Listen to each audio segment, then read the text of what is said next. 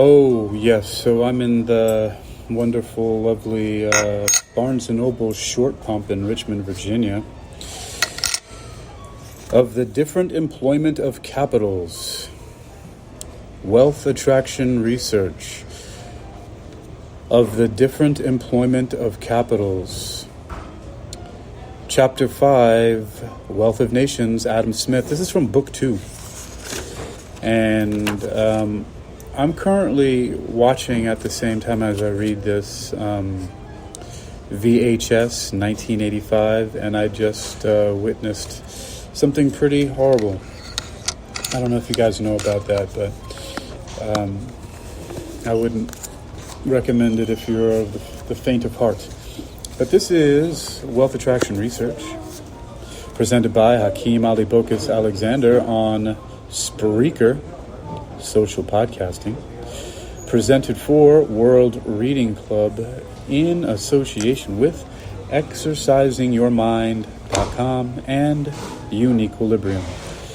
Yes, that's right, ExercisingYourMind.com. Wealth Attraction Research. I know that great health is the truest of all wealth.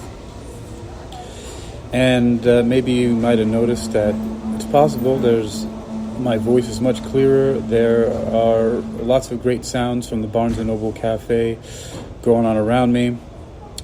And I did not say Wisdom Social Audio Inc. or Call-In Social Podcasting because I'm streamlining my reading here. But this is apparently what it looks like, the last chapter, that is, of Book 2 of Wealth of Nations. I'll be going on to Book 3, EA, pretty soon, once I get this over with.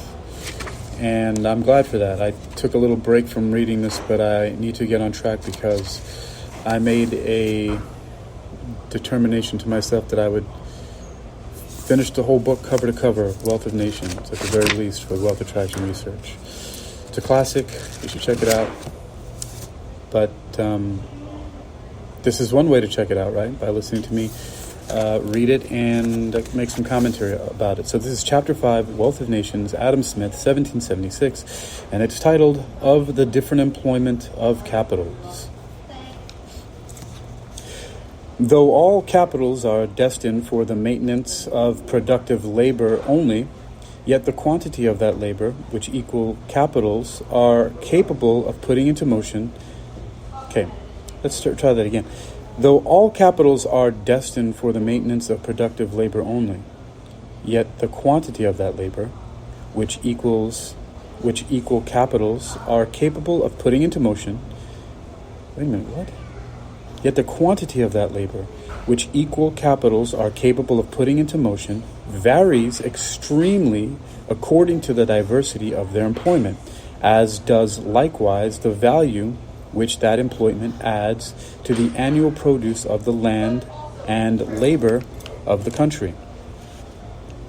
A capital may be employed in 4 different ways, either first in procuring the rude produce annually required for the use and consumption of the society, or secondly, in manufacturing and preparing that rude produce for immediate use and consumption, or thirdly, in transporting either the rude or manufactured produce from the places where they abound to those where they are wanted, or lastly, in dividing particular portions of either into such small parcels as suit the occasional demands of those who want them. In the first way are employed the capitals of all those who undertake the improvement or cultivation of lands, mines, or fisheries. In the second, those of all master manufacturers. In the third, those of all wholesale merchants. And in the fourth, those of all retailers. It is difficult to conceive that a capital should be employed in any way which may not be classed under some one or other of those 4. Each of those 4 methods of employing a capital is essentially necessary either to the existence or extension of the other 3, or to the general conveniency of the society. Unless a capital was employed in furnishing rude produce to a certain degree of abundance, neither manufactures nor trade of any kind could exist. Unless a capital was employed in manufacturing that part of the rude produce which requires a good deal of preparation before it can be fit for use and consumption, it either would never be produced because there could be no demand for it, or if it was produced spontaneously, it would be of no value in exchange and could add nothing to the wealth of the society. Unless a capital was employed in transporting either the rude or manufactured produce from the places where it abounds to those where it is wanted, no more of either could be produced than was necessary for the consumption of the neighborhood. The capital of the merchant exchanges the surplus produce of one place for that of another, and thus encourages the industry and increases the enjoyments of both. Unless a capital was employed in breaking and dividing certain portions either of the rude or manufactured produce into such small parcels as suit the occasional demands of those who want them, every man would be obliged to purchase a greater quantity of the goods he wanted than his immediate occasion required. So again, unless a capital was employed in breaking and dividing certain portions either of the rude or manufactured produce into such small parcels as suit the occasional demands of those who want them, every man would be obliged to purchase a greater quantity of the goods he wanted than his immediate occasions required. If there was no such trade as a butcher, for example, every man would be obliged to purchase a whole ox or a whole sheep at a time. This would generally be inconvenient to the rich, and much more so to the poor. If a poor workman was obliged to purchase a month's or 6 months' provisions at a time, a great part of the stock which he employs as capital in the instruments of his trade or in the furniture of his shop, and which yields him a revenue, he would be forced to place in that part of his stock which is reserved for immediate consumption, and which yields him no revenue. Nothing can be more convenient for such a person than to be able to purchase his subsistence from day to day, or even from hour to hour, as he wants it. He is thereby enabled to employ almost his whole stock as a capital. He is thus enabled to furnish work to a greater value, and the profit which he makes by it in this way, much more than compensates the additional price which the profit of the retailer imposes upon the goods. The prejudices of some political writers against shopkeepers and tradesmen are altogether without foundation. So far as it is from being necessary either to tax them or to restrict their numbers, that they can never be multiplied so as to hurt the public, though they may so as to hurt one another. The prejudices of some political writers against shopkeepers and tradesmen are altogether without foundation. So far as it is from being necessary either to tax them or to restrict their numbers, that they can never be multiplied so as to hurt the public, though they may so as to hurt one another. The quantity of grocery goods, for example, which can be sold in a particular town, is limited by the demand of that town and its neighborhood. The capital, therefore, which can be employed in the grocery trade cannot exceed what is sufficient to purchase that quantity. If the capital is divided between two different grocers, their competition will tend to make both of them sell cheaper than if it were in the hands of one only. And if it were divided among 20, their competition would be just so much the greater, and the chance of their combining together in order to raise the price just so much the less. Their competition might perhaps ruin some of themselves, but to take care of this is the business of the parties concerned, and it may safely be trusted to their discretion. It can never hurt either the consumer or the producer. On the contrary, it must tend to make the retailers sell both cheaper and buy dearer than if the whole trade was monopolized by one or two persons. Some of them, perhaps, may sometimes decoy a weak customer to buy what he has no occasion for.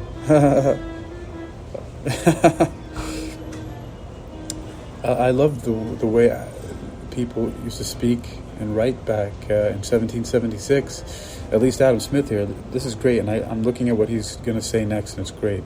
All right, so repeating. Some of them, perhaps, may sometimes decoy a weak customer to buy what he has no occasion for. This evil, however, is of too little importance to deserve the public attention, nor would it necessarily be prevented by restricting their numbers. It is not the multitude of alehouses, to give the most suspicious example, that occasions a great general disposition to drunkenness among the common people, but that disposition arising from other causes necessarily gives employment to a multitude of alehouses. Once again, this is correct, right? I mean, it makes sense, just the way he worded it. I have to listen again. It is not the multitude of alehouses, to give the most suspicious example, that occasion a general disposition to drunkenness among the common people, but that disposition arising from other causes necessarily gives employment to a multitude of alehouses. Basically saying that people getting drunk and being alcoholics is not because there's a bunch of alehouses, but because of other problems that people are having. They're drinking heavily and drinking a lot and becoming alcoholics, and so therefore they're employing the alehouses to do such a thing, to sell the alcohol. All right, continuing. The persons whose capitals are employed in any of those four ways are themselves productive laborers. Their labor, when properly directed, fixes and realizes itself in the subject or vendible commodity upon which it is bestowed, and it generally adds to its price the value at least of their own maintenance and consumption. And those, the four that he was talking about earlier came in the very first page of this chapter. It says a capital may be employed in four different ways. First, either in procuring the rude produce annually required for the use and consumption of the society, or secondly, in manufacturing and preparing that rude produce for immediate consumption use, or thirdly, in the transporting either the rude or manufactured produce from the places where they abound to where they are wanted, or lastly, in dividing particular portions of either into such small parcels as suit the occasional demands of those who want them. All right. And so then he says the persons whose capitals are employed in any of those four ways are themselves productive laborers. Their labor, when properly directed, fixes and realizes itself in the subject or vendible commodity upon which it is bestowed, and generally adds to its price the value at least of their own maintenance and consumption. That's right. So that's the thing. I mean,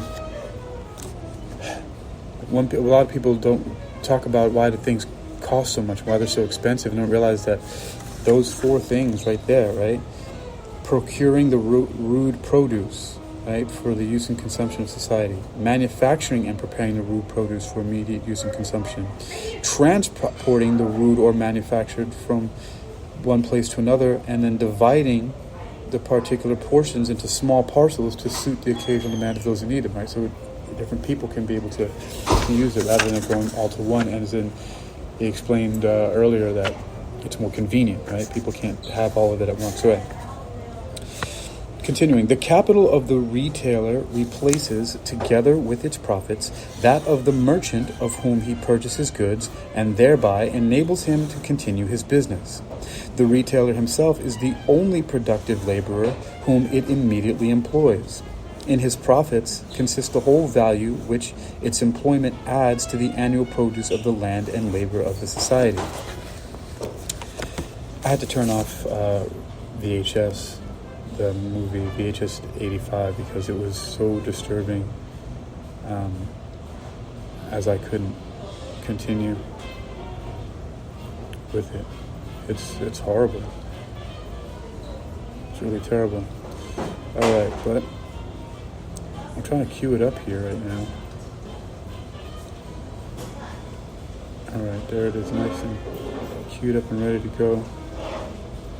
All right, so Continuing, the capital of the wholesale merchant replaces, together with their profits, the capitals of the farmers and manufacturers of whom he purchases the rude and manufactured produce which he deals in, and thereby enables them to continue their respective trades. It is by this service chiefly that he contributes indirectly to support the productive labor of the society and to increase the value of its annual produce. His capital employs too the sailors and carriers who transport his goods from one place to another, and it augments the price of those goods by the value, not only of his profits, but of their wages. This is all the productive labor which it immediately puts into motion, and all the value which it immediately adds to the annual produce. Its operation in both these respects is a good deal superior to that of the capital of the retailer. Right, so these are the things you're seeing in play: the produce of the land and the labor of humankind. Right, the raw materials come from the land, and the labor of mankind manufactures them into the different products and things like that people use. And it's just, those are the fundamentals. What real value is: the produce of the land and the labor of mankind. Continuing, part of the capital of the master manufacturer is employed as a fixed capital in the instruments of his trade, and replaces, together with its profits, that of some other artificer of whom he purchases them. Part of his circulating capital is employed in purchasing materials, and replaces, with their profits, the capitals of the farmers and miners of whom he purchases them. But a great part of it is always, either annually or in a much shorter period, distributed among the different workmen whom he employs. It augments the value of those materials by their wages, and by their master's profits upon the whole stock of wages, materials, and instruments of trade employed in the business. It puts immediately into motion, therefore, a much greater quantity of productive labor, and adds a much greater value to the annual produce of the land and labor of that society than an equal capital in the hands of any wholesale merchant. No equal capital puts into motion a greater quantity of productive labor than that of the farmer. Not only his laboring servants, but his laboring cattle are productive laborers. In agriculture, too, nature labors along with man, and though her labor costs no expense, its produce has its value as well as that of the most expensive workman. The most important operations of agriculture seem intended not so much to increase, though they do that too, as to direct the fertility of nature towards the production of the plants most profitable to man. A field overgrown with briars and brambles may frequently produce as great a quantity of vegetables as the best cultivated vineyard or cornfield. Planting and tillage frequently regulate more than they animate the active fertility of nature, and after all their labor, a greater part of the work always remains to be done by her.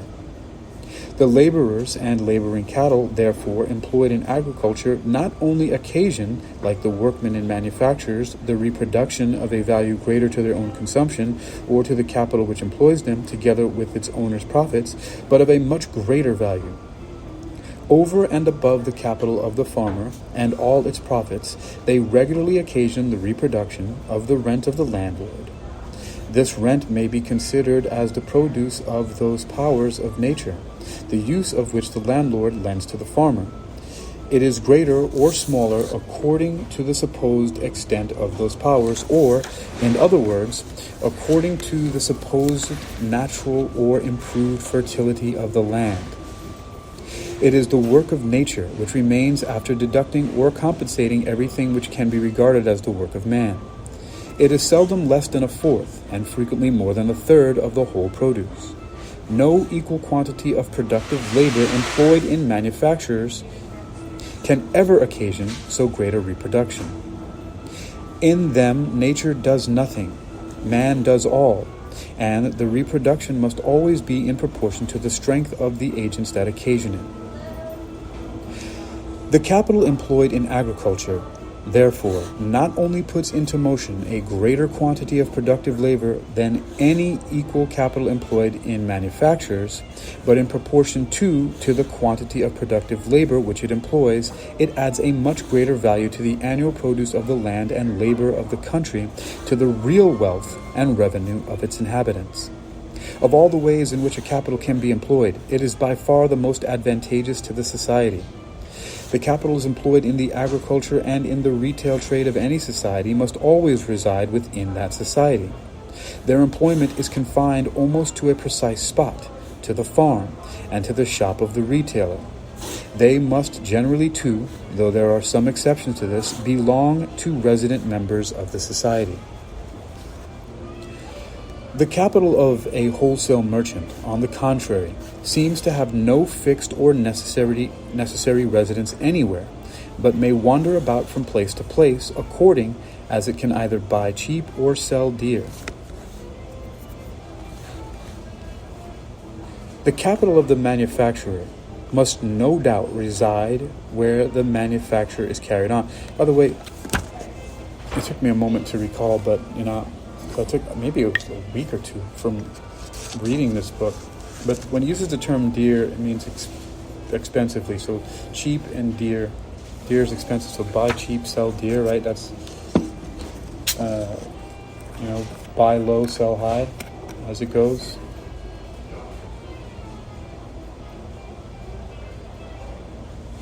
Also known as flipping, right? All right. Continuing, the capital of the manufacturer must no doubt reside where the manufacture is carried on.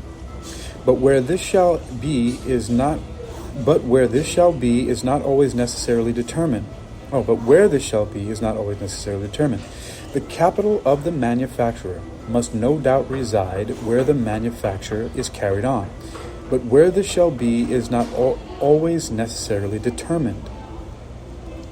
It may frequently be a great distance both from the place where the materials grow and from that where the complete manufacture is consumed. Lyons is very distant both from the places which afford the materials of its manufactures and from those which consume them. The people of fashion in Sicily are clothed in silks made in other countries, from the materials which their own produces. Part of the wool of Spain is manufactured in Great Britain, and some part of that cloth is afterwards sent back to Spain. Whether the merchant whose capital exports the surplus produce of any society be a native or a foreigner is of very little importance. If he is a foreigner, the number of their productive labors is necessarily less than if he had been a native by one man only, and the value of their annual produce by the profits of that one man. The sailors or carriers whom he employs may still belong indifferently either to this country or to their country or to some third country, in the same manner as if he had been a native. The capital of a foreigner gives a value to their surplus produce equally with that of a native, by exchanging it for something for which there is a demand at home. It as effectually replaces the capital of the person who produces that surplus, and as effectually enables him to continue his business. The service by which the capital of a wholesale merchant chiefly contributes to support the productive labor and to augment the value of the annual produce of the society to which he belongs. It is of more consequence that the capital of the manufacturer should reside within the country. It necessarily puts into motion a greater quantity of productive labor and adds greater value to the annual produce of the land and labor of the society. It may, however, be very useful to the country, though it should not reside within it. The capitals of the British manufacturers who work up the flax and hemp annually imported from the coast of the Baltic are surely very useful to the countries which produce them. Those materials are part of the surplus produce of those countries which, unless it was annually exchanged for something which is in demand there, would be of no value and would soon cease to be produced. The merchants who export it replace the capitals of the people who produce it, and thereby encourage them to continue the production, and the British manufacturers replace the capitals of those merchants.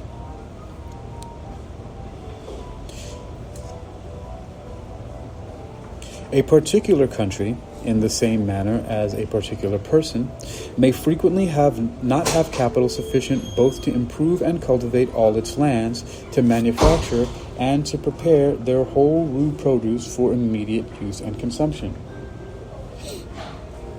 and to transport the surplus part, either of the rude or manufactured produce, to those distant markets where it can be exchanged for something for which there is a demand at home. The inhabitants of many different parts of Great Britain have not capital sufficient to improve and cultivate all their lands. The wool of the southern countries of Scotland is, a great part of it, after a long land carriage through very bad roads, manufactured in Yorkshire for want of a capital to manufacture it at home. There are many little manufacturing towns in Great Britain of which the inhabitants have not capital sufficient to transport the produce of their own industry to those distant markets where there is demand and consumption for it.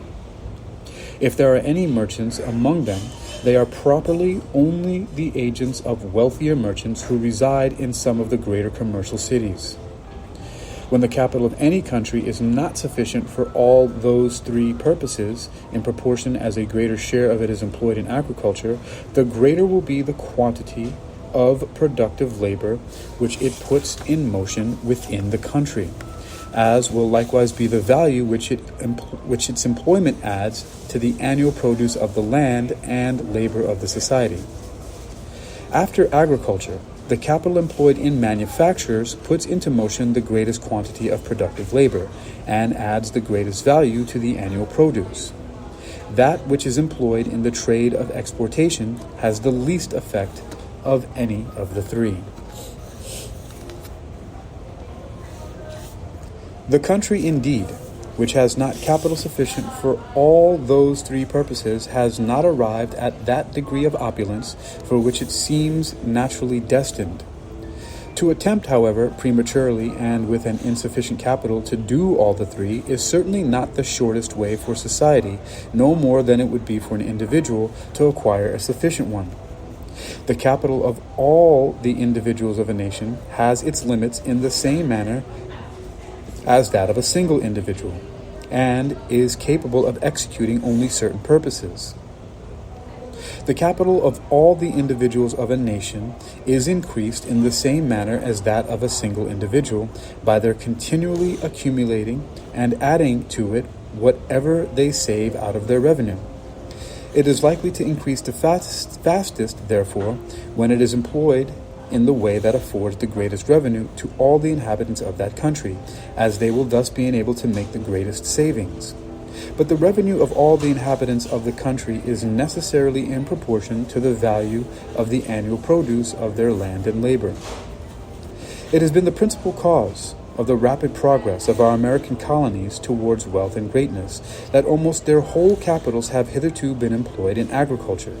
They have no manufacturers, those household and coarser manufacturers They have no manufacturers, those household and coarser manufacturers excepted, which necessarily accompany the progress of agriculture, and which are the work of the women and children in every private family. The greater part both of the exportation and coasting trade of America is carried on by the capitals of merchants who reside in Great Britain. Even the stores and warehouses from which goods are retailed in some provinces, particularly in Virginia and Maryland, belong many of them to merchants who reside in the mother country, and afford one of the few instances of the retail trade of a society being carried on by the capitals of those who are not resident members of it. Were the Americans, either by combination or by any other sort of violence, to stop the importation of European manufactures, and by thus giving a monopoly to such of their own countrymen as could manufacture the like goods, divert any considerable part of their capital into this employment, they would retard instead of accelerating the further increase in value of their annual produce, and would obstruct instead of promoting the progress of their country towards real wealth and greatness. This would be still more the case were they to attempt, in the same manner, to monopolize to themselves their whole exportation trade. The course of human prosperity, indeed, seems scarce ever to have been of so long continuance as to enable any great country to acquire capital sufficient for all those three purposes, unless perhaps we give credit to the wonderful accounts of the wealth and cultivation of China, and those of ancient Egypt, and of the ancient state of Indostan. Even those three countries, the wealthiest, according to all accounts, that ever were in the world, are chiefly renowned for their superiority in agriculture and manufactures. They do not appear to have been eminent for foreign trade. The ancient Egyptians had a superstitious antipathy to the sea. A superstition nearly of the same kind prevails among the Indians, and the Chinese have never excelled in foreign commerce. The greater part of the surplus produce of all those three countries seems to have been always exported by foreigners who gave in exchange for it something else for which they found a demand there, frequently gold and silver. I wonder why do they find a demand for gold and silver in those countries? Gold and silver. Gotta make my sound. Gold and silver. All right.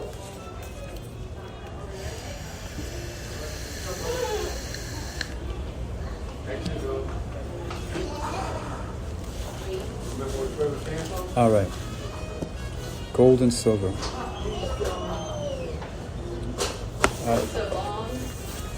It is thus that the same capital, continuing, right?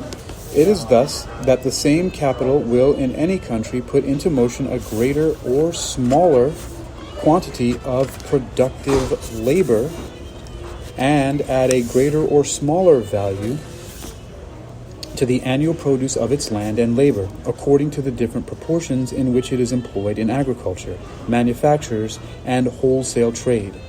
The difference, too, is very great, according to the different sorts of wholesale trade in which any part of it is employed. All wholesale trade, all buying in order to sell again by wholesale, may be reduced to three different sorts: the home trade, the foreign trade of consumption, and the carrying trade. The home trade is employed in purchasing in one part of the same country and selling in another, the produce of the industry of that country. Once again, the home trade is employed in purchasing in one part of the same country and selling in another the produce of the industry of that country.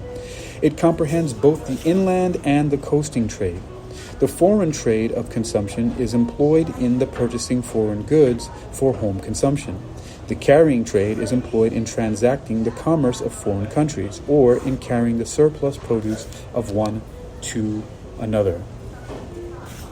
The capital which is employed in purchasing in one part of the country in order to sell in another the produce of the industry of that country generally replaces by every such operation two distinct capitals that had both been employed in the agriculture of or manufactures of that country, and thereby enables them to constitute or to continue that employment. When it sends out from the residence of the merchant a certain value of commodities, it generally brings back in return at least an equal value of other commodities. When both are the produce of domestic industry, it necessarily replaces by every such operation two distinct capitals, which had both been employed in supporting productive labor, and thereby enables them to continue that support. The capital which sends Scotch manufactures to London and brings back English corn and manufactures to Edinburgh necessarily replaces by every such operation two British capitals which had both been employed in the agriculture or manufactures of Great Britain. The capital employed in purchasing foreign goods for home consumption, when this purchase is made with the produce of domestic industry, replaces two, by every such operation, two distinct capitals, but one of them only is employed in supporting domestic industry. I like how some of these words that we usually end with just a C here, like domestic, has a CK at the end of it. Very cool. All right, the domestic, okay, continuing, domestic industry. Continuing, the capital which sends British goods to Portugal and brings back Portuguese goods to Great Britain replaces by every such operation only one British capital. The other is a Portuguese one. Though the returns, therefore, of the foreign trade of consumption should be as quick as those of the home trade, the capital employed in it will give but one half the encouragement to the industry or productive labor of the country. But the returns of the foreign trade of consumption are very seldom so quick as those of the home trade. The returns of the home trade generally come in before the end of the year, and sometimes 3 or 4 times in the year. The returns of the foreign trade of consumption seldom come in before the end of the year, and sometimes not till after 2 or 3 years. Remember, this is before airplanes, y'all. Continuing. A capital, therefore, employed in the home trade will sometimes make 12 operations or be sent out and returned 12 times before a capital employed in the foreign trade of consumption has made 1. If the capitals are equal, therefore, the one will give 4 and 20 times more encouragement and support to the industry of the country than the other. The foreign goods for home consumption may sometimes be purchased not with the produce of domestic industry, but with some other foreign goods. These last, however, must have been purchased either immediately with the produce of domestic industry or with something else that had been purchased with it. For the case of war and conquest excepted, foreign goods can never be acquired but in the exchange for something that had been produced at home, either immediately or after 2 or more different exchanges. The effects, therefore, of a capital employed in such a roundabout foreign trade of consumption are, in every respect, the same as those of one employed in the most direct trade of the same kind, except that the final returns are likely to be still more distant, as they must depend upon the returns of 2 or 3 distant foreign trades. If the flax and hemp of Riga are purchased with the tobacco of Virginia, which had been purchased with British manufacturers, the merchant must wait for the returns of 2 distinct foreign trades before he can employ the same capital in repurchasing a like quantity of British manufactures. If the tobacco of Virginia had been purchased not with British manufacturers, but with the sugar and rum of Jamaica, which had been purchased with those manufacturers, he must wait for the returns of 3. If those two or three distinct foreign trades should happen to be carried on by 2 or 3 distinct merchants, of whom the second buys the goods imported by the first, and the third buys those imported by the second, in order to export them again, each merchant indeed will in this case receive the returns of his own capital more quickly, but the final returns of the whole capital employed in the trade will be just as slow as ever. Whether the whole capital employed in such a roundabout trade belong to one merchant or to 3 can make no difference with regard to the country, though it may with regard to the particular merchants. 3 times a greater capital must in both cases be employed in order to exchange a certain value of British manufactures for a certain quantity of flax and hemp than would have been necessary had the manufactures and the flax and hemp been directly exchanged for one another. The whole capital employed, therefore, in such a roundabout foreign trade of consumption will generally give less encouragement and support to the productive labor of the country than an equal capital employed in a more direct trade of the same kind. Whatever be the foreign commodity with which the foreign goods for home consumption are purchased, it can occasion no essential difference either in the nature of the trade or in the encouragement and support which it can give to the productive labor of the country from which it is carried on.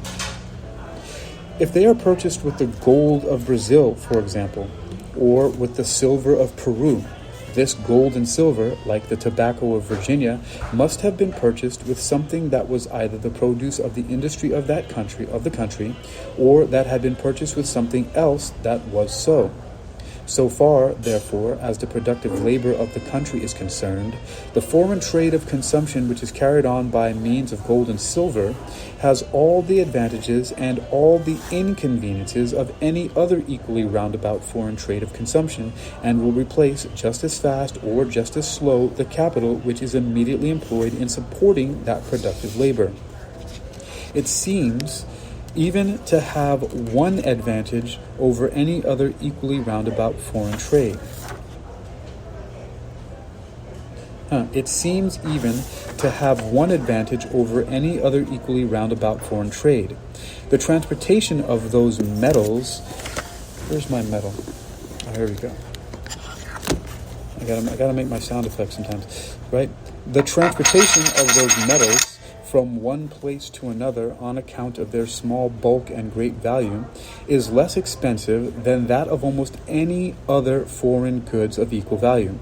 Their freight is much less, and their insurance not greater, and no goods, besides, are less liable to suffer by the carriage.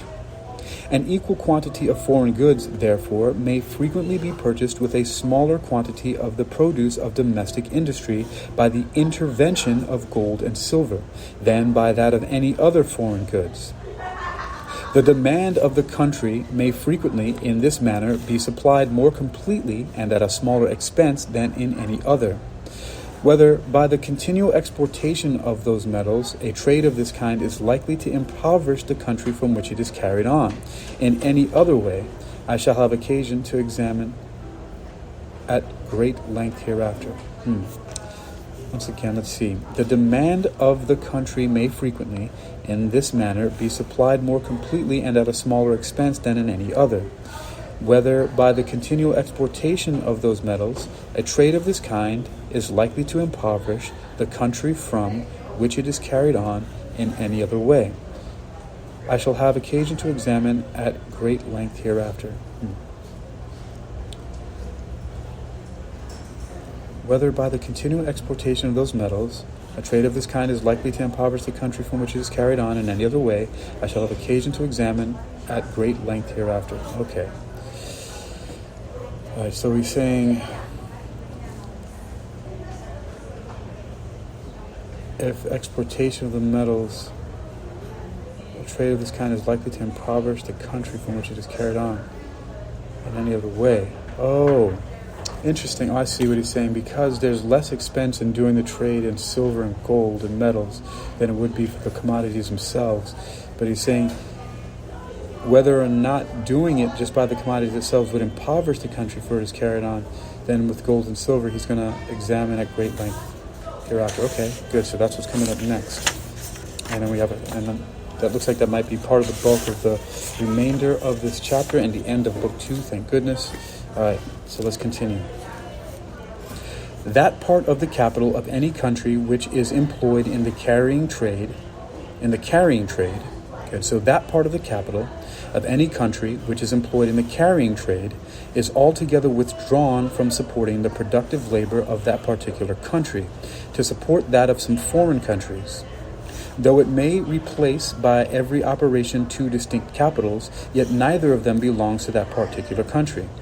The capital of the Dutch merchant, which carries the corn of Poland to Portugal and brings back the fruits and wines of Portugal to Poland, replaces by every such operation 2 capitals, neither of which had been employed in supporting the productive labor of Holland, but one of them in supporting that of Poland and the other that of Portugal.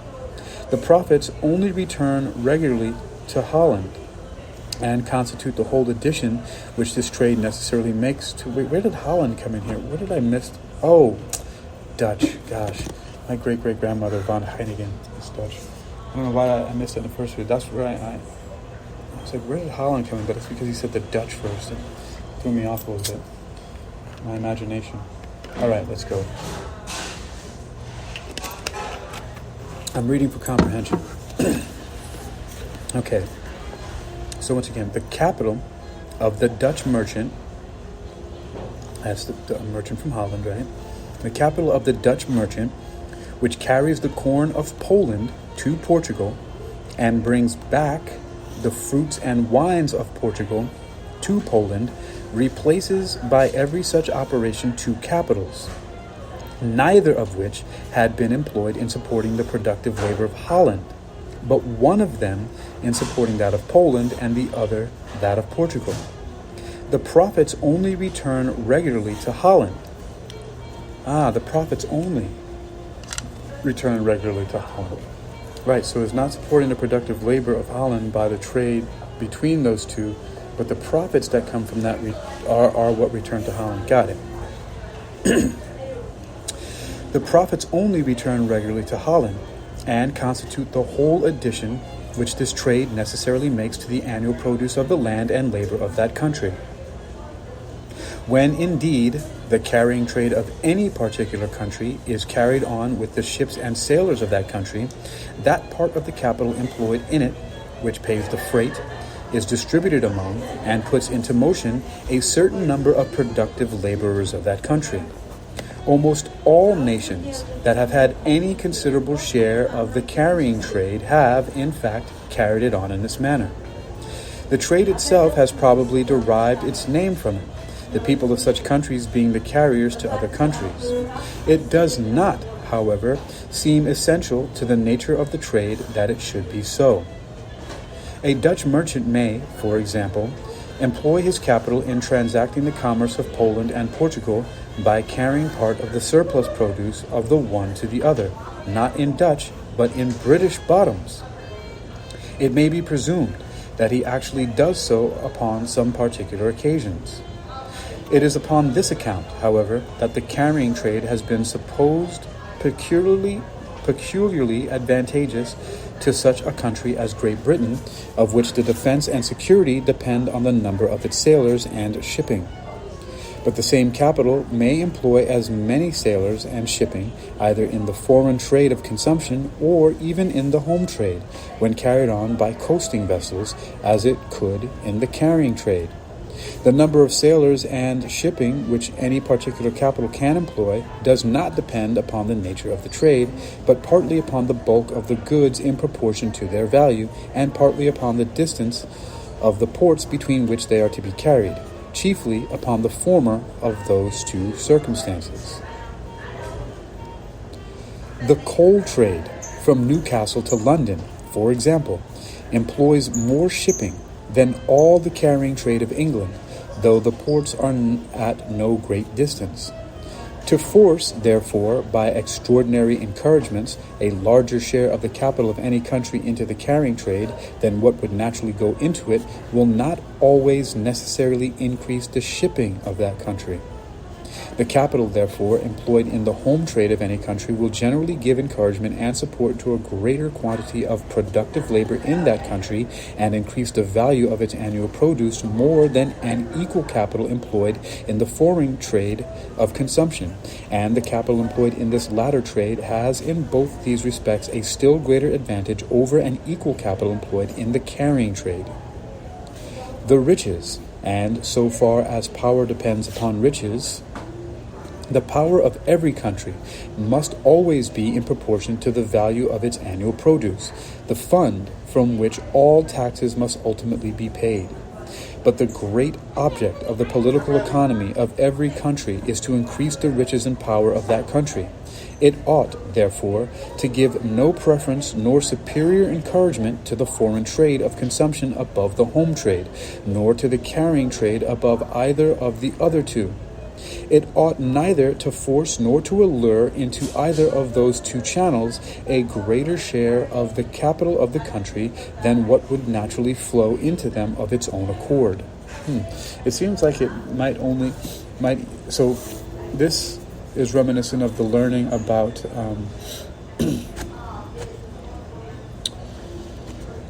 so what was that terminology?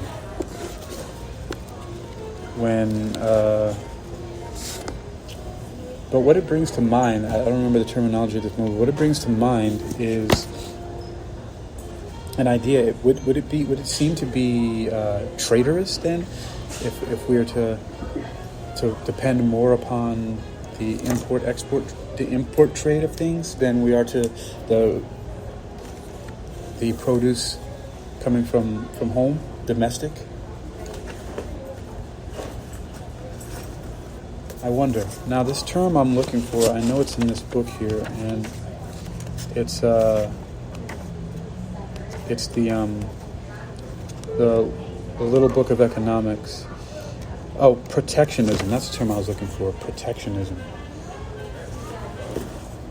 Yeah, protectionism. So it seems like he's referring to something like protectionism here. All right. All right, so let me continue here. So the riches, and so far as power depends upon riches, the power of every country must always be in proportion to the value of its annual produce, the funds from which all taxes must ultimately be paid.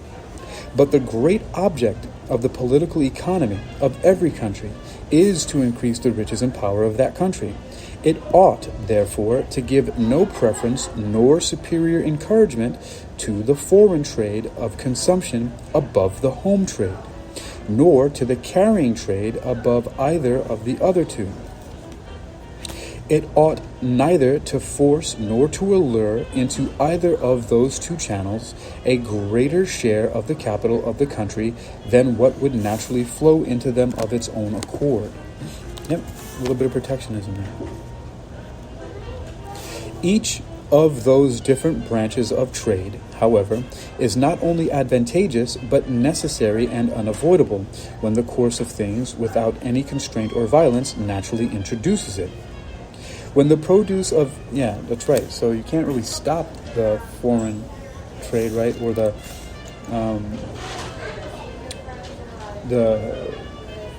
annual produce of the country, right? By giving preference to the home trade, protectionism, right? All right. Okay, so each of those branches of trade, however, is not only advantageous but necessary and unavoidable when the course of things, without any constraint or violence, naturally introduces it, right? When different people from different countries meet, they're like, hey, I got this, you got that, let's trade, right? But not to force it, not to force that, but looking closely at the idea of protectionism. Continuing, when the produce of any particular branch of industry exceeds what the demand of the country requires, the surplus must be sent abroad and exchanged for something for which there is a demand at home. Without such exportation, a part of the productive labor of the country must cease, and the value of its annual produce diminish. Right, so the excess, right? We're talking about the excess here is what they trade. Like when we have enough of what we need at home, right? Let's say we have enough apple pie, as American as apple pie. If we have enough apple pies at home, the excess of those apple pies, then if everybody has the apple pie they need, right, that meets the demand, then and only then should we be exporting it and trading and exchanging for something else that has a demand also. Okay. Continuing again. When the produce of any particular branch of industry exceeds what the demand of the country requires, the surplus must be sent abroad and exchanged for something for which there is a demand at home.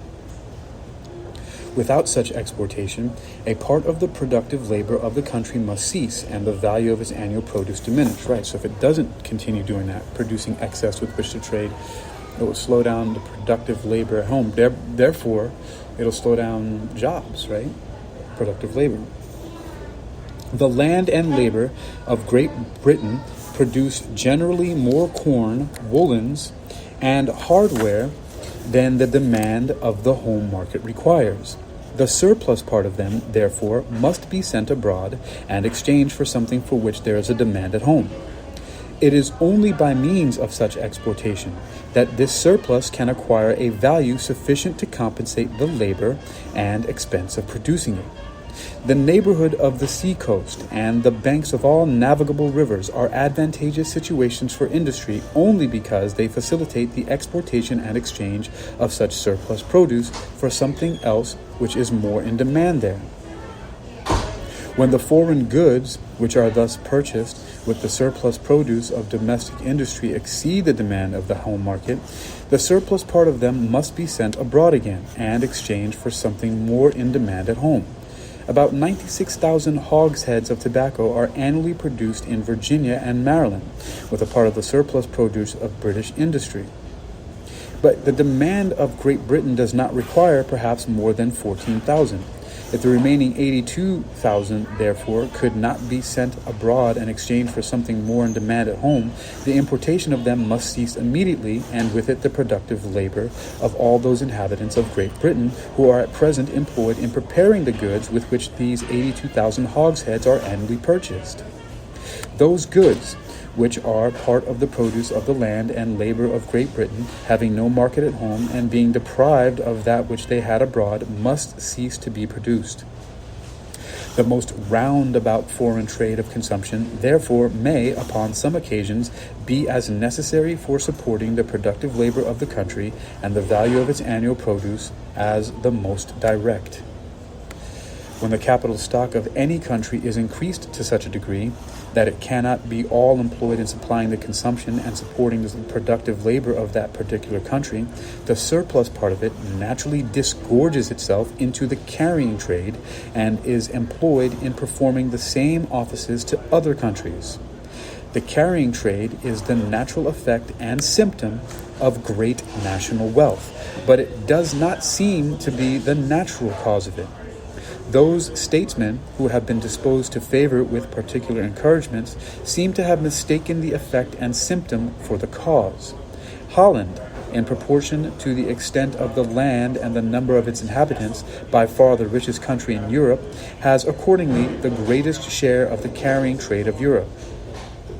England, perhaps the second richest country in Europe, is likewise supposed to have a considerable share of it, though what commonly passes for the carrying trade of England will frequently perhaps be found to be no more than a roundabout foreign trade of consumption. Such are, in a great measure, the trades which carry the goods of the East and West Indies and of America to different European markets. Those goods are generally purchased either immediately with the produce of British industry or with something else which has been purchased with that produce, and the final returns of those trades are generally used or consumed in Great Britain. The trade which is carried on in British bottoms between the different ports of the Mediterranean, and some trade of the same kind carried on by British merchants between the different ports of India, make, perhaps, the principal branches of what is properly the carrying trade of Great Britain. The extent of the home trade and of the capital which can be employed in it is necessarily limited by the value of the surplus produce of all those distant places within the country which have occasion to exchange their respective productions with one another. That of the foreign trade of consumption by the value of the surplus produce of the whole country and of what can be purchased with it, that of the carrying trade by the value of the surplus produce of all the different countries in the world. Its possible extent, therefore, is in a manner infinite in comparison of that of the other two, and is capable of absorbing the greatest capitals.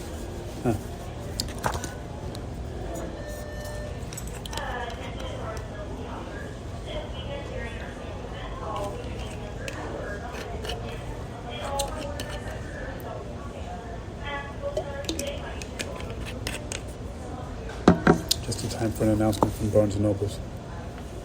All right.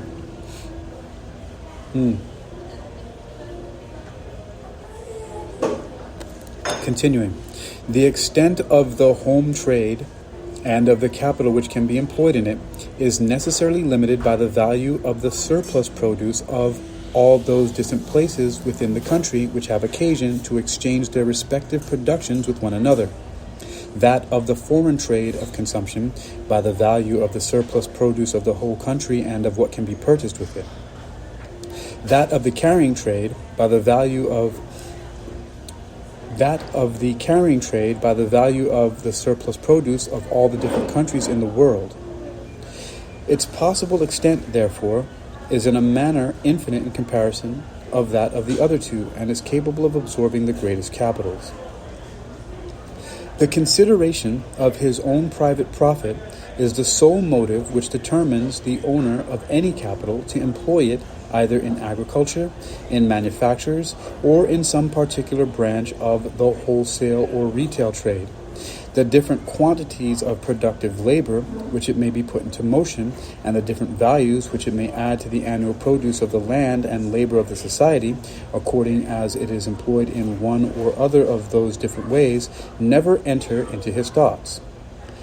In countries, therefore, where agriculture is the most profitable of all employments, and farming and improving the most direct roads to a splendid fortune, the capitals of individuals will naturally be employed in the manner most advantageous to the whole society. The profits of agriculture, however, seem to have no superiority over those of other employments in any part of Europe.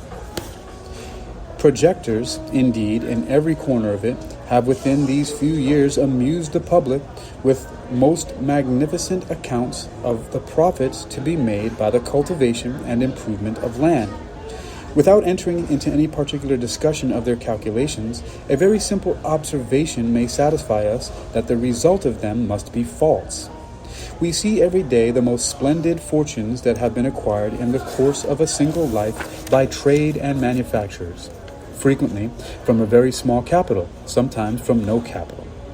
A single instance of such a fortune acquired by agriculture in the same time and from such a capital has not perhaps occurred in Europe during the course of the present century. In all the great countries of Europe, however, much good land still remains uncultivated, and the greater part of what is cultivated is far from being improved to the degree of which it is capable. Agriculture, therefore, is almost everywhere capable of absorbing a much greater capital than has ever yet been employed in it.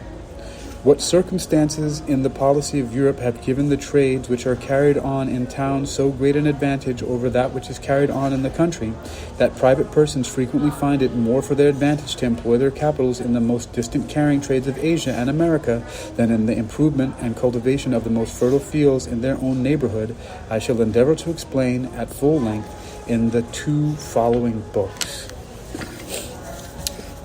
Well, that was it.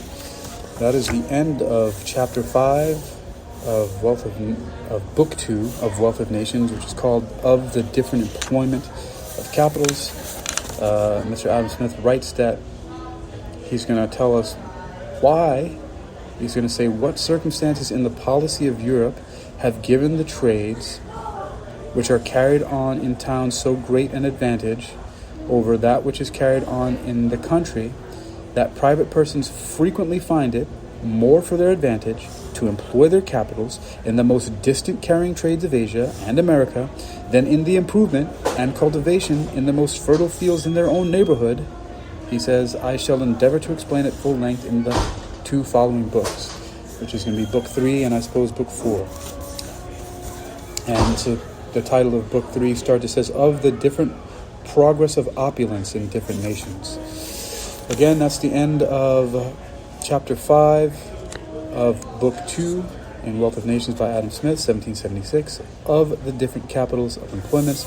You've been listening to Wealth Attraction Research of the different employment of capitals, presented by Hakeem Ali Bokus Alexander on Spreaker Social Podcasting, presented for World Reading Club in association with ExercisingYourMind.com and UniquilibriuM.